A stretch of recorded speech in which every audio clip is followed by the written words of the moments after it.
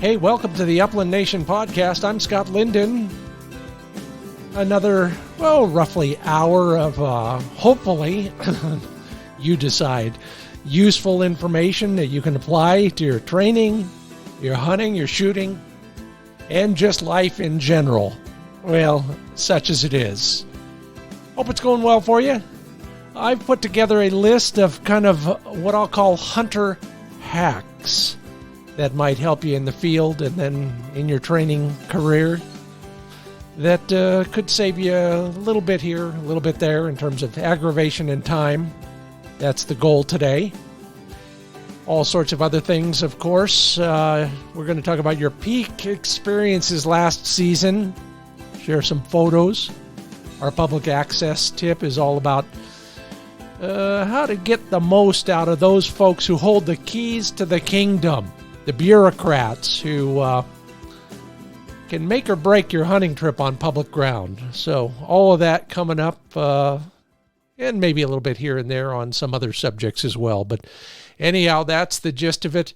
After this, my whole week, not just a weekend, was, kind of quiet.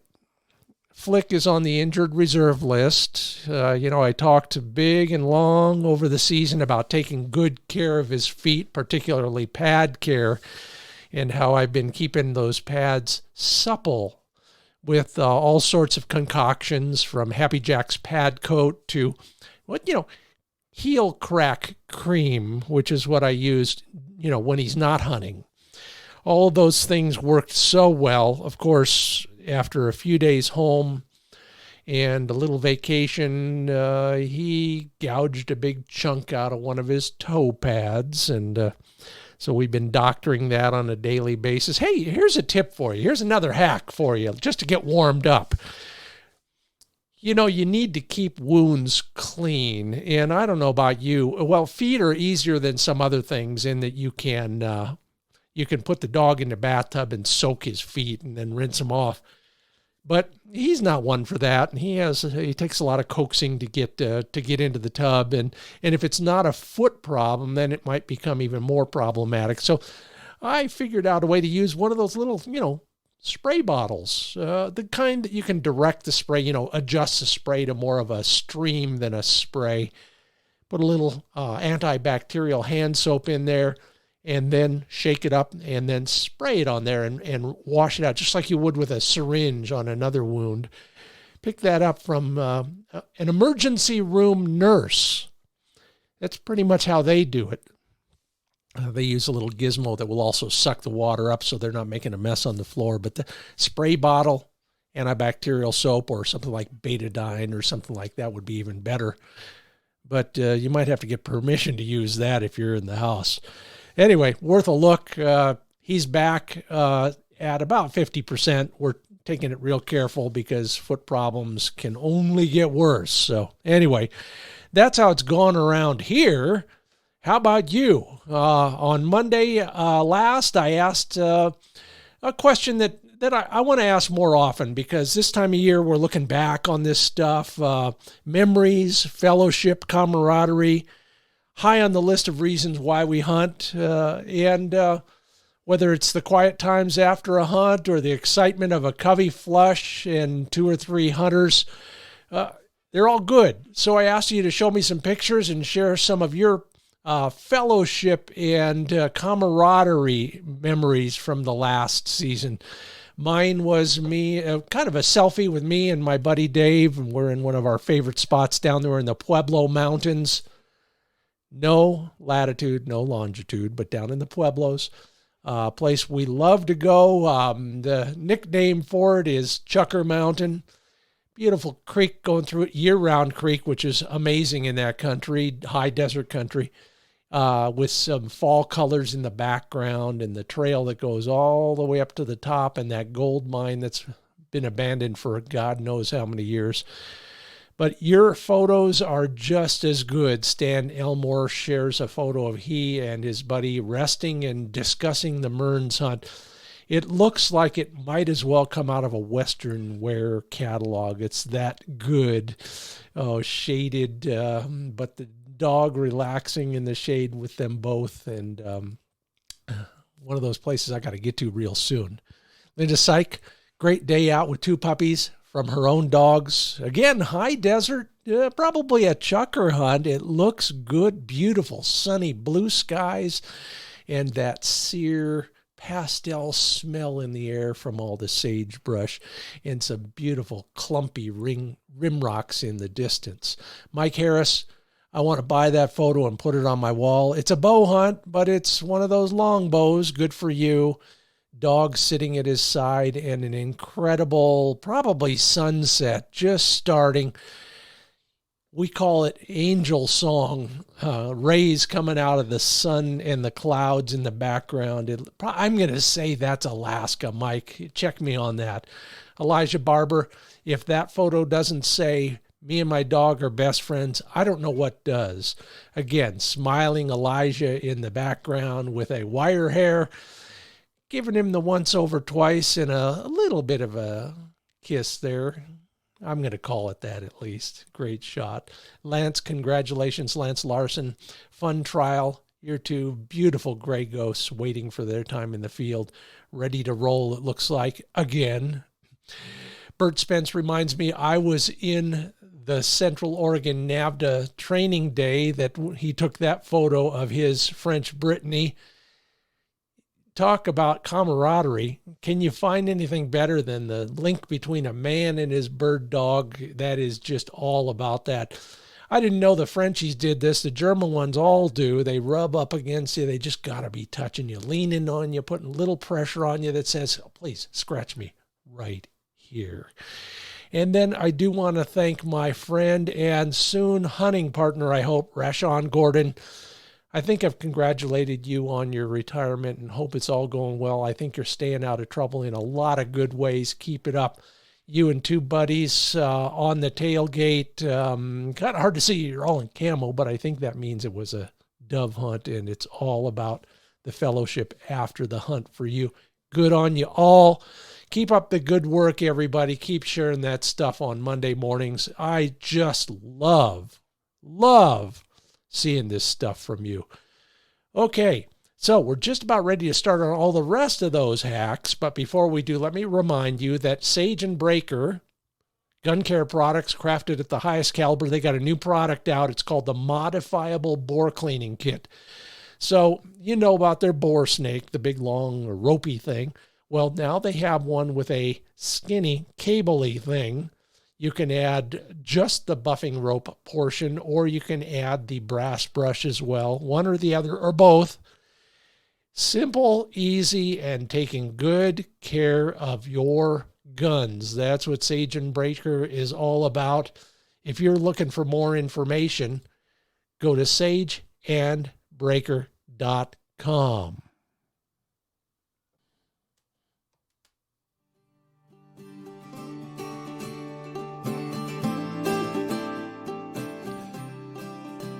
I'm going to just thank everybody over the years, pro guides, outfitters, hunting buddies, strangers in a tavern who've contributed advice of one sort or another to me and my friends over the years on how to hunt, where to hunt, best way to do things, and often those simple, basic things that may help you more than any other strategic advice you get. Because life is complicated. Bird hunting life is even more complicated. Add a dog and, well, complication times 10. You know that, though. So we're going to just talk a little bit about some of the basic stuff that could simplify our lives, whether it's hunting, training, practical stuff, whatever it is, before you set out on your next training session or let alone your next hunting trip. Maybe one of these or all of these will help. And by the way, if you'd like more details on this, I've got it all down in writing at findbirdhuntingspots.com. Just go to the Your Hunting Dog tab and search there. It should be right at the top. The first thing, and still one of the most important, especially out here in the West, early in the season, well, heck, this season, all season, Never did have a winter to speak of. And while that's good, it's also bad. Anyway, your dog is hot. You need to carry water. What's the simplest and easiest way to carry water for your dog? Well, make it the same water that you drink. Back in the day, it was a Boda bag. You know, the wine skins. They were great, and I loved them because in a matter of a couple days, especially in hot weather, you could teach a dog to take a squirt out of that as well. You could share that because he doesn't touch it unless you let him. You can be careful about that in the training. Squirt that water into his mouth, very little waste, and then squirt it into your own mouth. These days, it might be one of those squeeze bottles with a little pull top on it, or a Camelback or other backpack sort of with a hose and a squeeze valve on it. Whatever it is, you don't have to carry a bowl. You can both share one water source. Oh, and if it's a Boda bag, make sure you empty the wine out of it first. Dog boots, expensive. They wear out fast, or quite often they get lost before they wear out. And so let me just remind you one more time, my favorite dog boot. And there are all sorts of great solutions out there. In Texas, a lot of the guys will use motorcycle inner tubes. For my money, not very much of it either. Duct tape. Now, the one thing you got to be careful about when you use duct tape is don't wrap it too tight. The other is, quite often, if you're using it as a preventative, you don't have to worry about this, but if you're trying to wrap a dog's foot and he's already torn a pad, you want to wrap the pad in gauze first so that there's no direct contact between the adhesive and the wound. Other than that, it's pretty simple. Tear off about a foot and a half of duct tape. Set your dog's foot right in the middle of that, face up, of course, the tape, not the dog. And then slowly, carefully, loosely wrap it up in kind of a spiral pattern, Roman sandal style, I call it, up to above basically the wrist of the dog. Again, looser, please. If it falls off, who gives a rip? Pardon the pun. It's a few cents worth of duct tape for a few miles worth of protection on most dogs. Don't worry about it. In fact, it's funny. We find one almost every year. That place I described earlier where I hunt with my buddy, he was using some on his Labradors early in the season, and then late in the season, what did we find? We found one that had fallen off. Way better than too tight and cutting off circulation. If you're missing birds when you shoot, well, take a leaf from my book. Learn this every year in one way or another. Probably lifting your head off the gun stock because your hat brim is too low. When you bring it down low so that you are blocking the sun from your eyes, it's obstructing your view down the muzzle and into the field of fire most of the time, especially on a rising bird. So you'll just lift up off the gun stock so you can see downrange, and thus throw off the geometry between your head, your eyes, the muzzle, and the target. Turn it around, pick it up as the dog goes on point, or if your flusher is getting birdie, and you'll probably hit more birds. Do your friend's dog a favor. If he looks confused, well, mine always looks confused, but if your friend's dog looks confused when he's bringing back a dead bird on a retrieve, it's because he doesn't know who to bring it to. Yeah, from a distance, you all look alike. We all do. Do him a service and turn your back so the only face he can lock in on is the face that he responds to best, his master's. If you can slowly and carefully move back so that that face is also the first person he encounters, all the better. Works for us. In fact, here's the corollary or the reason for this. If you watch the TV show Wing Shooting USA, you've probably seen this more than once. God bless you, Lynn Berland, my number 2 cameraman, number 2 in that he gets all the dirty work. He's down there with the dogs all the time. So on a retrieve, Lynn is down at least on his knees and maybe lower, pointing that big shiny lens at the dog as it comes toward us and toward the master who will take that bird out of his mouth. Well, unfortunately, sometimes Lynn is ahead of everybody else, or that shiny camera lens is a bigger attraction than the master's face. And so guess what happens? That dog brings that dead bird right up to the camera lens and tries to stuff it in. Lynn's done more than one cartwheel over that over the years. And most of the time we leave that in because it is kind of fun and no harm, no foul. Keep up the good work, Lynn. Thank you so much. Miss you guys. See you soon. Okay, just a reminder, I'm Scott Linden, the host of the Upland Nation podcast. That's what you're listening to right now. Solo affair today.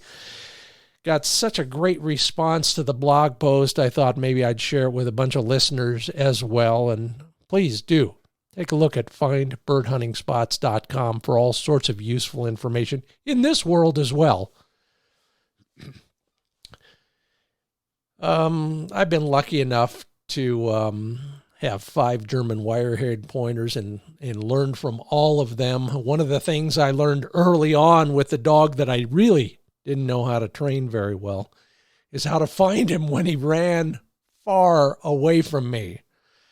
If you have that same situation, whether it's an out-of-control dog or just a big running dog in Sharptail country or something like that, and you haven't made the investment that I think you should all make in a GPS collar, here's some ways to find him. In the right country, a dust cloud will reveal his location. In your worst nightmare, a whole bunch of flushing birds will probably tell you the truth on your dog's location. If there's another dog nearby, that dog's superior hearing will often detect your dog's location. And if you're hunting a horseback, same holds true. I've also heard that works with llamas and mules, but I haven't seen it in action yet. But a horse will point his face in the same direction as the sounds he's hearing.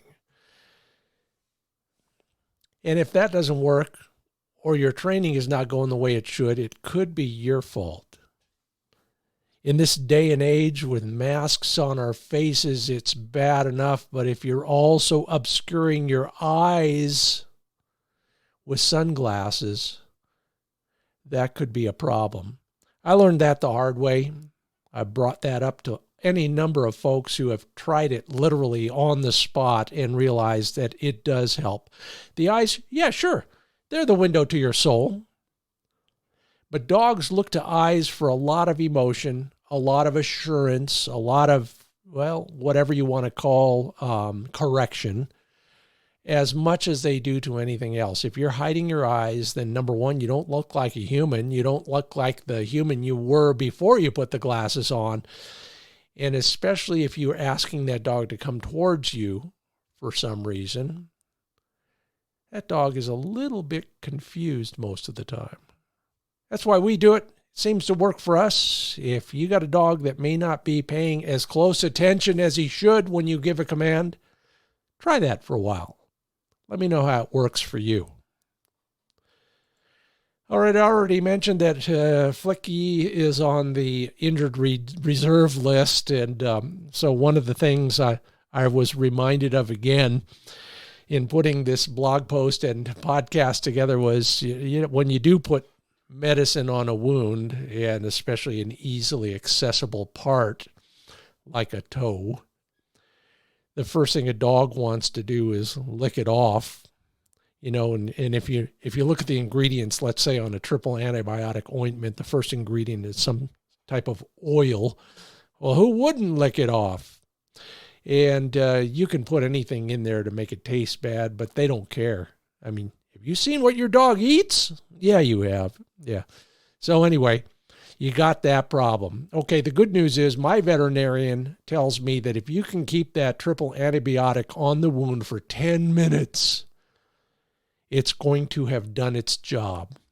All right, if you can bandage it up, great, all the better. If you can't, or even if you can and he's chewing away at the bandage, put a little something else in a more accessible place and let him lick that for a while. That's what Jif peanut butter is all about. It works for Flick, and it distracts him just enough to where we can get that magic 10 minutes of antibiotic going, or he'll leave the bandaging alone at least long enough to keep the wound clean for a while. So take that to heart the next time you're doctoring your own dog, or you just want him to leave something else alone for a while on his body. Training. Well, some of you know I was a music major, and when we had to memorize music especially, but even when we just had to master really hard music, we do it backwards. No, not like playing the record in the reverse order, but start with the hard part and add the other parts in reverse order. Start at the back, the last part, and master it in chunks. Do the same thing with your dog. For example, a retrieve. If the last thing you want him to do is make those last final 10 steps with the bird in his mouth or the bumper in his mouth, start with that and bring it to you. Get him to hold it until, however you define a retrieve, and then give it to you. Then take him back 10 yards. Do the same thing. Then turn him around. Put him on the bird and have him make that turn and come back to you. Then start him from 5 feet away, etc., etc. You get the idea. Whatever you're training, start with the hard part at the end, and then everything is a downhill ride after that. And getting back to all those commands and why he's not obeying them. And sometimes he is and sometimes he isn't. If you use hand signals, arm signals, consider that dogs see moving objects way better than they see stationary objects. I made this discovery by mistake long ago, and I've used it ever since. You know the story. Dog is sleeping in the yard. Nice warm day. He's relaxed, laying on the grass. You just mowed it. It smells good. You want to go out there and lay down too. Drowsy, tired. And on the other side of the yard, there's a squirrel working on his first acorn of the morning. Well, as long as the squirrel is holding still and chewing away, everything's hunky-dory. Then he moves, wants to take that acorn away for a while. That's when the dog sees the movement and starts the chase. Woo! Rodeo part 1. Dogs see moving objects better than they see stationary objects. So if you're using hand signals, bear that in mind. A lot of the retriever guys will blow the whistle, put their hands straight in the air, and that means stop. A lot of pointer guys use that as the come command or the here command. Whatever your commands are for changing direction or anything else, if you're using a hand signal, add a little bit of a shake to it. I don't mean a Bob Fosse jazz hand shake because people will talk, but I do mean a little bit of motion, maybe a lot of motion. When I'm calling Flick back, my motion is straight up and then wagging it back and forth, wagging it back and forth. Even out of whistle range, he can see that. It works. Consider that. Just don't start wearing leotards. Okay, we got a lot more to come. Here's the last one before our little break, and then we got a few more hunter's hacks from all the guys who know way more about this stuff than me. As you know, I wear shooting glasses all the time because I have to put a patch on the left one so I can shoot right-handed. I won't bore you with that story again, but the idea being I got glasses on all the time, and most people should most of the time for any number of reasons, safety first. The problem is when the temperature's wrong and the humidity is wrong, our own exhalations when we're climbing up that chucker hill or chasing after a dog that shouldn't be out when he got out, we're going to fog up our glasses. Simple solution, works a lot. A lot of the times, take that cap, turn the bill the other way so that it's behind you. It won't catch that exhaled warm air and fog up your shooting glasses. Yeah. Seems to work for me. Maybe it'll work for you.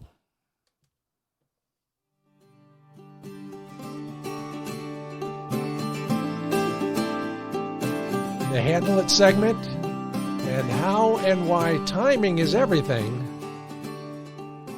coming up in just a few minutes.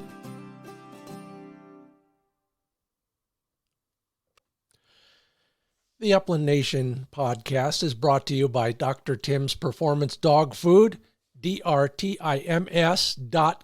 30% off your first order. Just use the code Upland Nation. Working with Dr. Tim Hunt on a bunch of educational videos. Looking forward to sharing information that I've learned over the years on how to maximize your dog's performance in the field.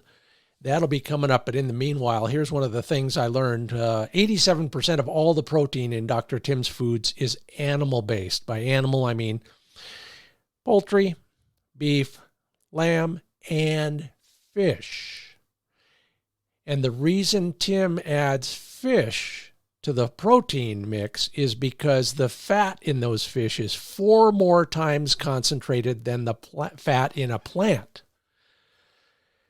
That's important on a day-to-day basis for your dog's performance in the field. Fat is what fuels a dog's performance in the field. Unlike us, we can nibble on a candy bar or other simple carbohydrates, but for a dog, it's fat.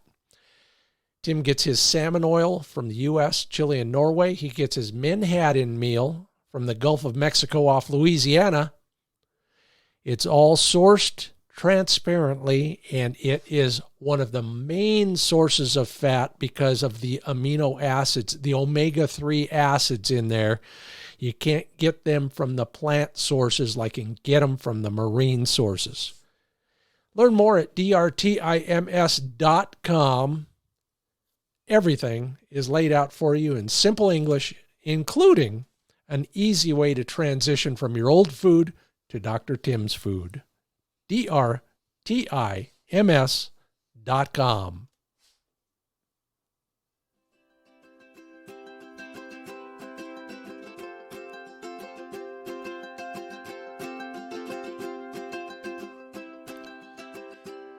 You've heard the phrase, timing is everything. Well, even in dog training, that's true. Dogs are ready to take command sometimes, and they're just the opposite many other times. They're distracted by all sorts of things. Bird scent, that whitetail running away in the distance, other dogs, other people in your hunting party. Even just an unusual sound can distract a dog and flummox a command. So give some thought to this while you're training, and then obviously when you're in the field with him as well. Wait for the opportunities. Then deliver your direction once there's an open niche in your dog's thought process. Perfect example. He's taking a leak. And you're watching, aren't you? Yeah. Right before he drops his hiked leg, give him a command. If he slows down or stops and gives a good shake for some reason, another good time. Obviously, when he's looking at you, another good time. Sometimes it's just he cocks your head in your direction, or he lifts his head up from whatever he's digging at. Good times. If none of those are working, or you're tired of waiting for one of those, just call his name. Hopefully, that'll get him to look at you. And then give your command.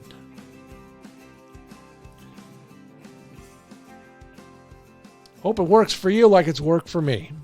Good luck on that one. This Land is Your Land is coming up. We'll talk about public access and who has the keys to the kingdom. But first, let's get back to some of these great tips offered to me in generous spirit. And I can't thank you enough. If you're the one who gave me this one, thank you. If you're not, Take it to heart, share it with others as a result. In fact, do me a favor and share that whole blog post at findbirdhuntingspots.com. I think I called it Hunter's Hacks Part 1. If your dog actually hits a point and is holding it, and you want to be a better shot so that somebody else is buying the beer at the end of the day, simple.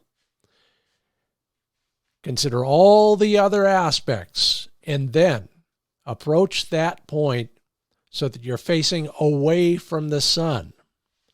Because the last thing you need is another shooting excuse, right? So look at the angles, do the geometry, figure out where that bird might fly, figure out where everybody else is standing, figure out how to get away from the dog's ears, and then angle yourself just a little bit away from the sun. My best excuse is now out the window. But that's all right. In the spirit of fellowship, I've just shared my secret. All right. If you are packing for your next hunting trip, here's just a few of the things that I bring that you might not think about bringing. You'll find multiple uses for most of them. First, one of those shoe dryers by Pete or anybody else, whether it's electric or propane powered. Nothing like having warm, dry boots every morning. Second on the list, who does not own and carry a multi-tool? Yeah, and boy, oh boy, I told Tim Leatherman many years ago, thank you. Finally, I can put the Swiss Army knife in the closet because you added a scissors to some of your multi-tools.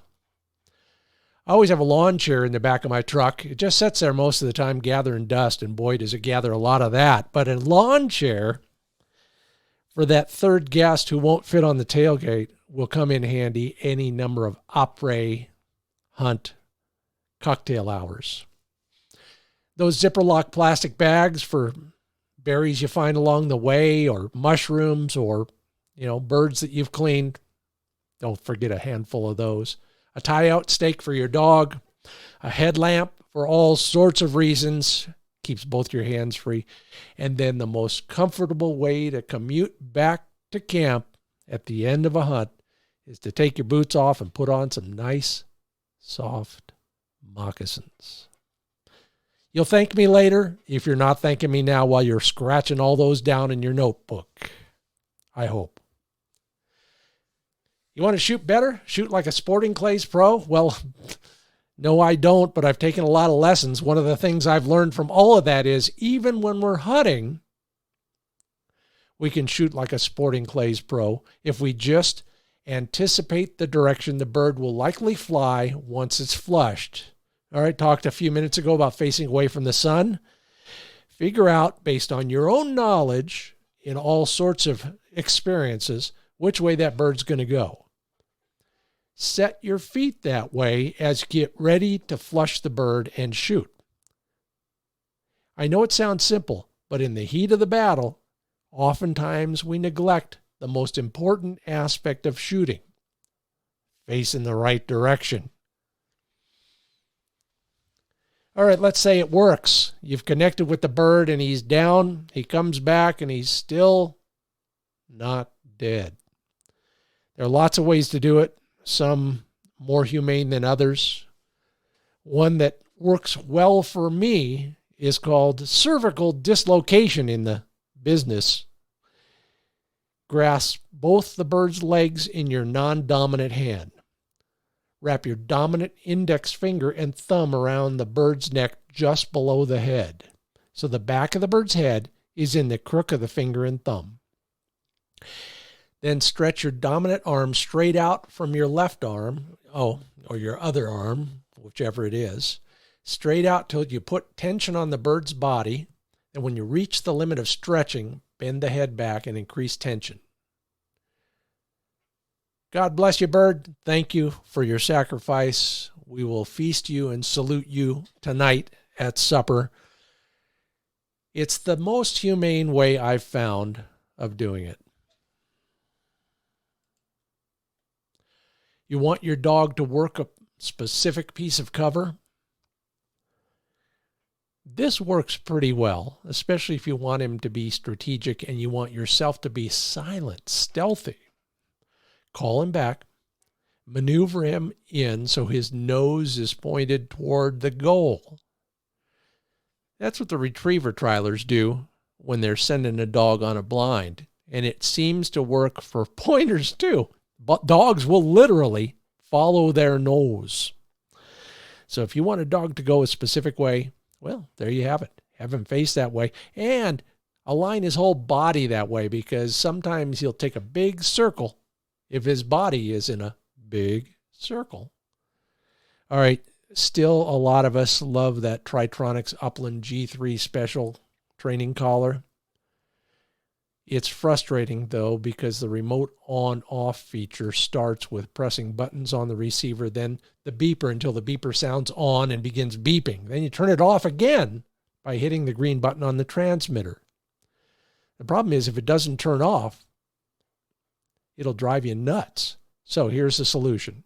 Hold the collar so the prongs on the receiver face the base of the beeper.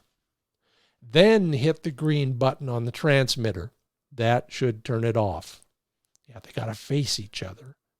Obviously, take it off the dog. That'll save it a little bit. All right, and finally, if you hunt semi-vertical ground, you're on a hillside or something like that, or working a ridge or whatever, remember, as the day goes on, the ground heats up. Warm air will rise from the bottom of draws or valleys or river canyons, and so there will be an uphill or an up canyon or an upstream breeze as the temperature rises. Get above the bird hideouts, put your dog above them as well, and work laterally. That way, all the scent that's coming up that hill will be coming right to him instead of the other way around. Well, I hope those all will help you with your training, your shooting, and of course your hunting next season. I learned all those the hard way, so you don't have to. Please share them. Just send your friends a link from the findbirdhuntingspots.com website. Coming up, This Land is Your Land, who to schmooze and why. But first, the Upland Nation podcast is sponsored by Happy Jack Dog Care Products. Mentioned pad coat a while back. There's something for skin, coat, parasites, fleas and ticks, mange, you name it. Learn all about it and watch some of my new videos at happyjackinc.com. happyjackinc.com.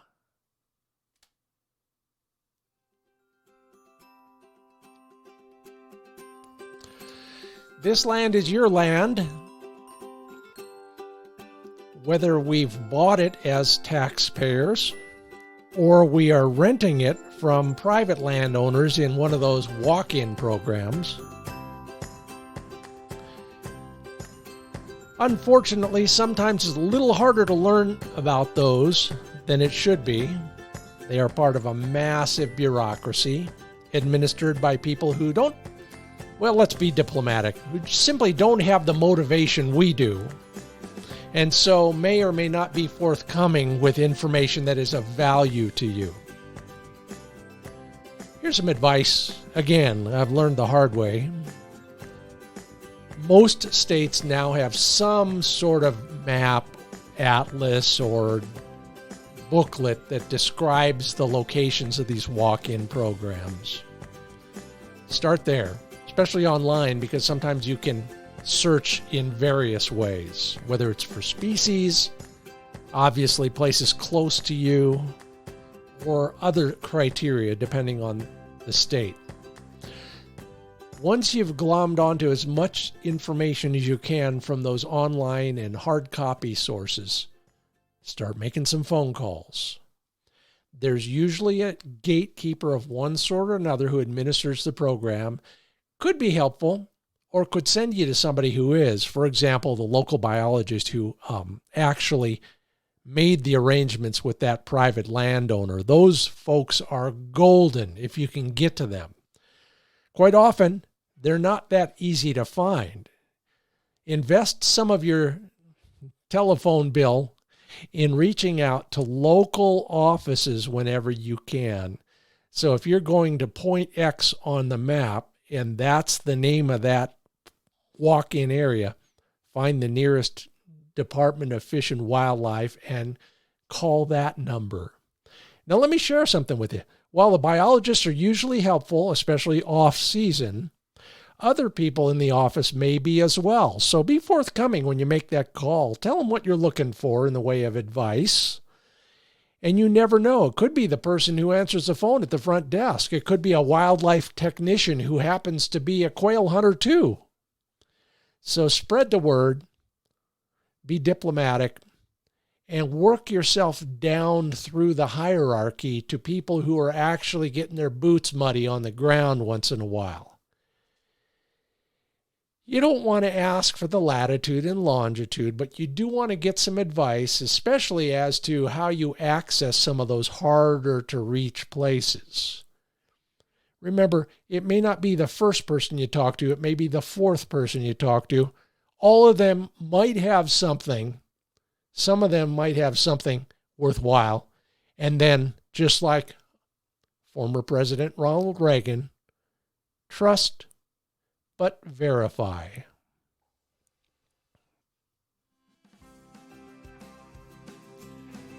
Well, I hope you learned something today. I sure appreciated your attention and am grateful for your feedback. In fact, thank you, Rick Ray, for your recent review. Tell your friends, rate or review the Upland Nation podcast at Apple Podcasts, if you will. Thank you in advance. I'll leave you with this. The dog walks into the bar, hops up on the stool, and he looks the bartender straight in the eye and says, "Hey, guess what? I can talk." Have you ever seen a talking dog before? Amazing, right? Isn't that worth a drink? The bartender thinks about it and says, "Sure. The toilet's right around the corner." Thanks again for listening to the Upland Nation podcast. I'm Scott Linden, your host. See you in the field.